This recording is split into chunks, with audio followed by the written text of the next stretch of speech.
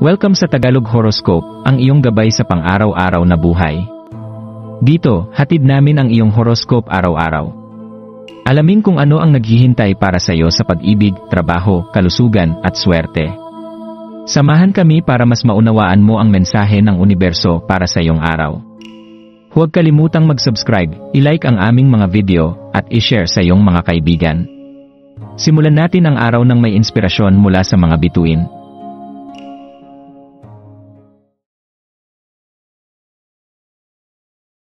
Narito ang iyong pang-araw-araw na horoscope para sa Aquarius ngayong Pebrero 1, 2025, habang nagsisimula ang unang araw ng Pebrero, isang pakiramdam ng bagong pag-asa at pagkakataon ang bumabalot sa iyo, Aquarius. Ang araw ng Sabado na ito ay parang paanyaya para yakapin at ipakita ang iyong natatanging estilo, at nagpapaalala sa iyo na ang iyong pagiging orihinal ang siyang nagbibigay sa iyo ng kakaibang katangian na humihiwalay sa iyong mga kababayan. Ang iyong kakayahang mag-isip at magpahayag ng mga ideya na hindi karaniwan ay isang biyaya na hindi mo dapat ikahiya. Sa araw na ito, hayaan mong magningning ang iyong liwanag, at ipakita ang iyong mga talento at malikhaing galing ng may kumpiyansa. Ang pagkakataon na ito ay isang paborableng oras upang ipakita ang iyong mga kasanayan at damdamin ng pagiging tapat sa iyong sarili. Huwag matakot ipakita ang iyong sarili sa mundo, dahil ang iyong unikal na katangian ang magdadala sa iyo ng tagumpay at kaligayahan sa hinaharap.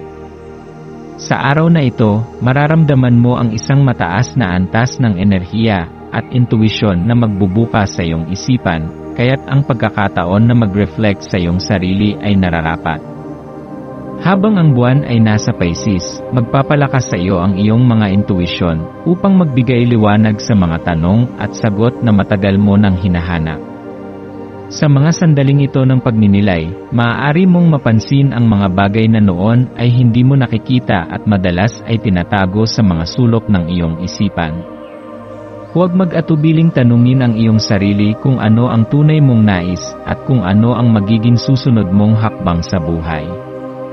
Ang kosmos ay nagbibigay sa iyo ng isang pagkakataon upang magkasama ang iyong mga saloobin at damdamin, at ito ay magdudulot ng mas mataas na pag-unawa sa iyong layunin sa buhay. Kung titignan mo ang iyong sarili mula sa isang mas malalim na pananaw, makikita mo na ang mga kasagutan ay naroroon na, ngunit kailangan mo lamang maglaan ng oras upang marinig ang iyong sariling boses.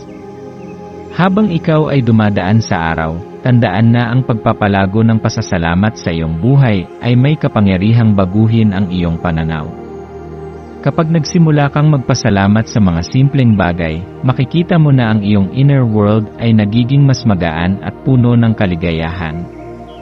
Ang pagiging mapagpasalamat ay hindi lamang nakikinabang sa iyo, kundi sa mga tao sa iyong paligid. Ang iyong positibong enerhiya ay may kakayahang makahawa, kaya't ang iyong pag-ugali ng kabutihan at pasasalamat ay maghahatid ng magandang vibes sa iyong mga kasamahan at magpapalakas ng relasyon.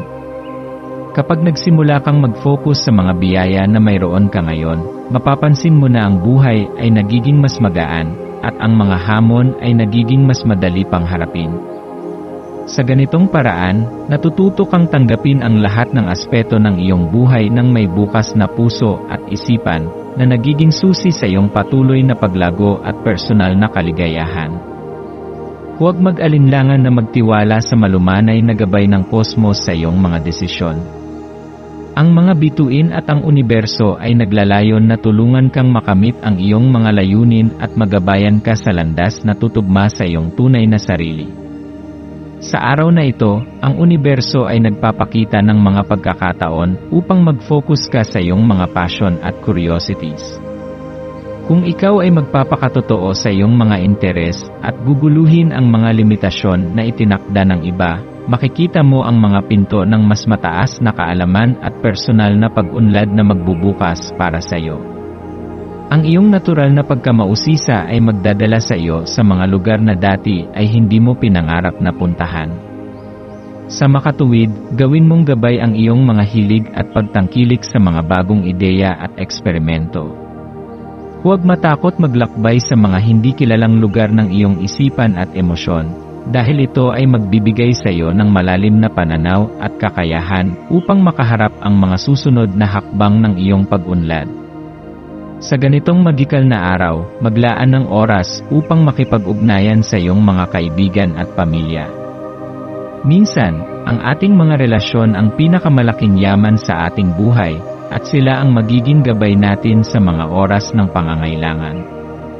Ang paglalaan ng oras upang ipakita ang pagmamahal at pasasalamat sa mga taong malapit sa iyo ay magdadala ng mas maraming kasiyahan at pagpapahalaga sa iyong buhay. Ang araw na ito ay isang paalala na ang tunay na kayamanan ay hindi nasusukat sa material na bagay, kundi sa mga koneksyon at ugnayan na binuo mo sa iyong mga mahal sa buhay. Huwag kalimutan na maging bukas sa mga bagong ideya at karanasan, at ipagpatuloy ang paghahanap ng mga paraan upang magpatuloy sa paglago, magpasaya ng ibang tao, at magdala ng liwanag sa mundo sa pamamagitan ng iyong natatanging presensya.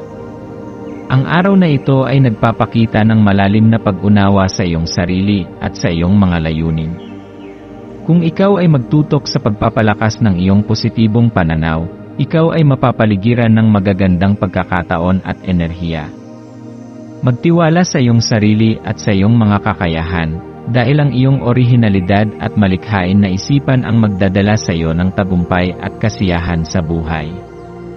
Ang universo ay laging nagsisilbing gabay sa iyong landas, at sa bawat hakbang na gagawin mo, ito ay magbibigay sa iyo ng pagkakataon na maging mas mabuting tao at makapag-ambag sa mas mataas na layunin. Sa pagtatapos ng araw, maglaan ng ilang sandali upang mag-reflect at magpasalamat sa mga karanasang natamo mo ngayong araw. Ang bawat hakbang na iyong tinahak ay isang hakbang patungo sa mas malalim na pagkaunawa sa iyong sarili at sa iyong mga layunin sa buhay. Huwag kalimutan na magtiwala sa iyong intuisyon at gabay ng kosmos, at tanggapin ang mga pagkakataon na magpapayaman sa iyong espiritu at sa iyong mga relasyon. Ang lahat ng ito ay magdadala sa iyo ng bagong lakas at inspirasyon na magagamit mo sa mga susunod na araw ng iyong buhay.